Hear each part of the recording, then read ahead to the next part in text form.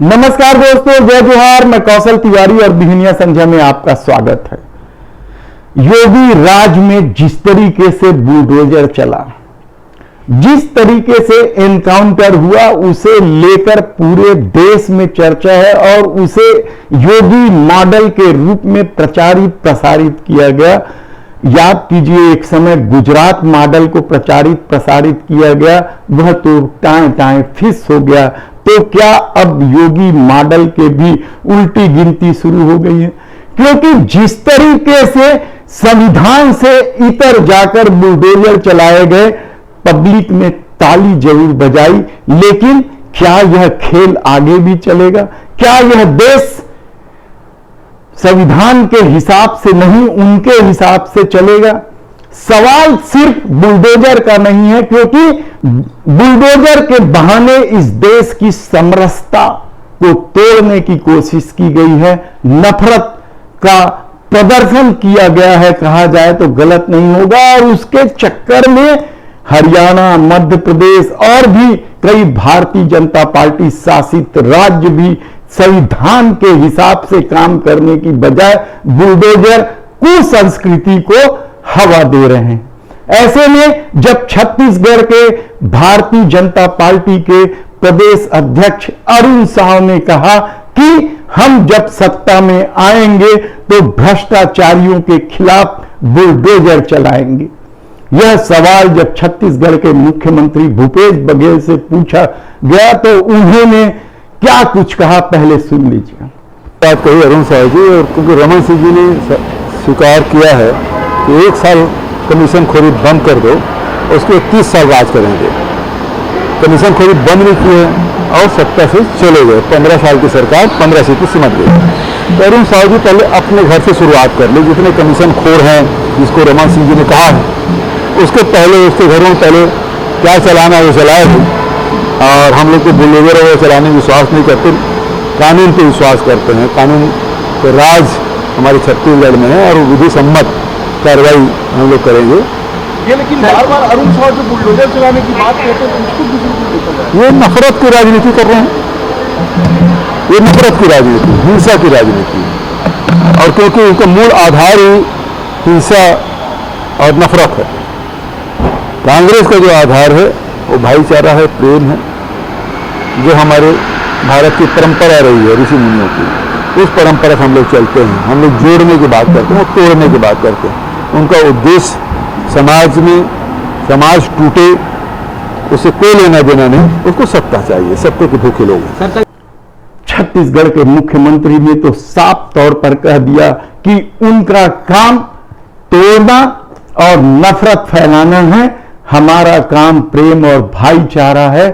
और उन्होंने इस बहाने न केवल अरुण साव पर निशाना साधा, बल्कि योगी राज और समूची भाजपा के इस बुलडोजर कुसंस्कृति को भी कटघरे में खड़ा कर दिया, कहा जाए तो गलत नहीं होगा।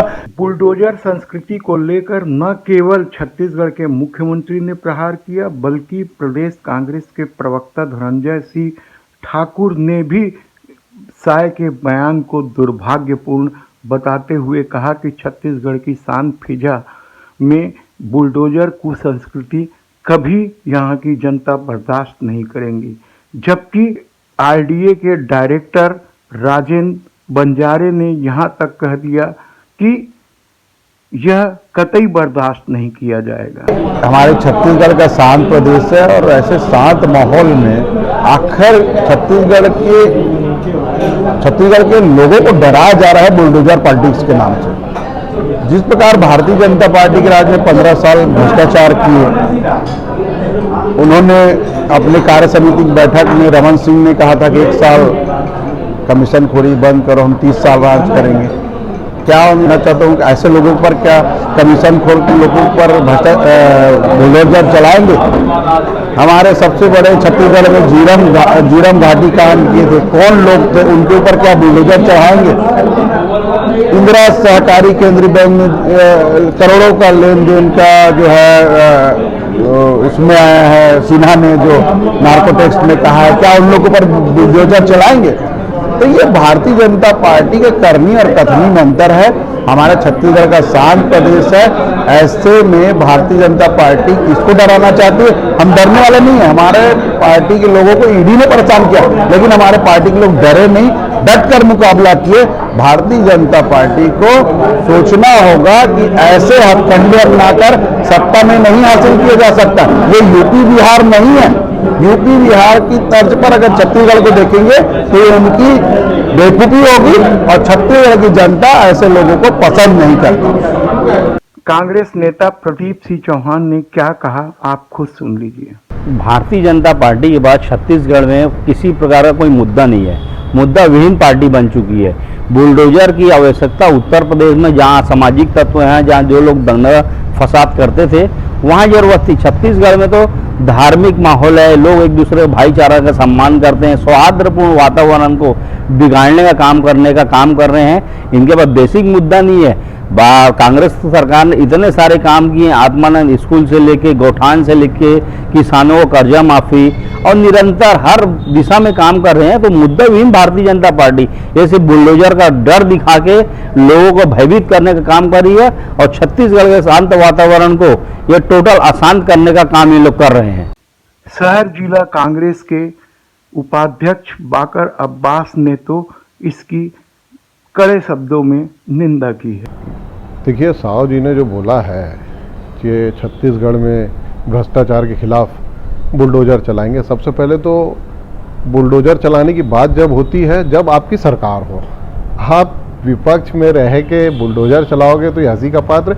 आपने 15 साल जो भ्रष्टाचार किया है, कमीशन खोरी है, तो बुलडोजर रिवर्स चलाया जाए। जो 15 साल रिवर्स चलाएगा और वो 15 साल जो भ्रष्टाचार को जो है और इन्होंने किया है उस पर बुलडोजर चलाए।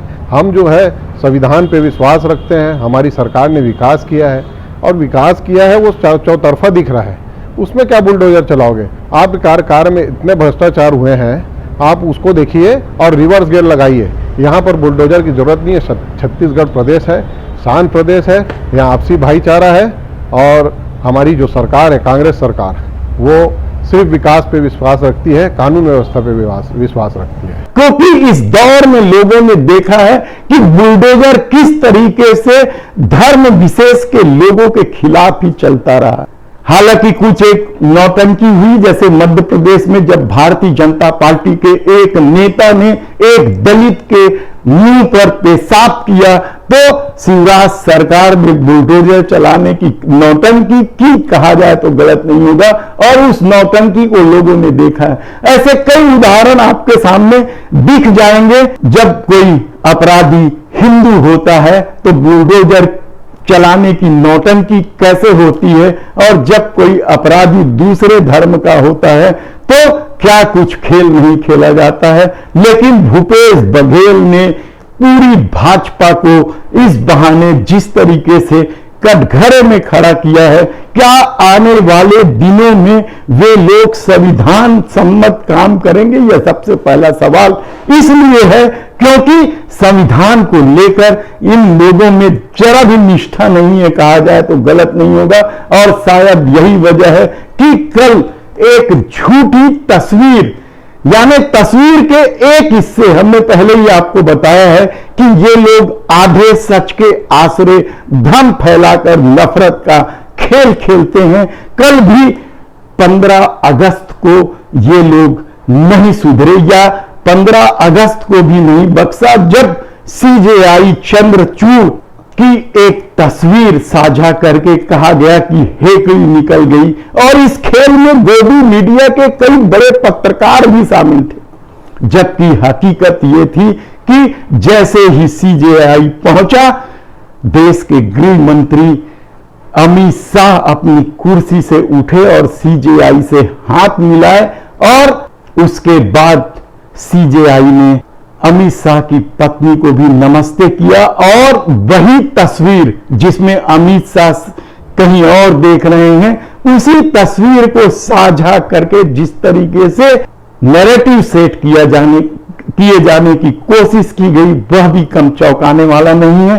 और इसी तरीके के आधे सच के साथ नफरत का जो खेल खेला जाता है वह भी किसी से छिपा नहीं है। लेकिन छत्तीसगढ़ के मुख्यमंत्री भूपेश बघेल ने जिस तरीके से बुलडोजर कुसंस्कृति पर प्रहार किया है, क्या यह आने वाले दिनों में राजनीति का कोई नया रंग लेगा, देखना होगा। धन्यवाद।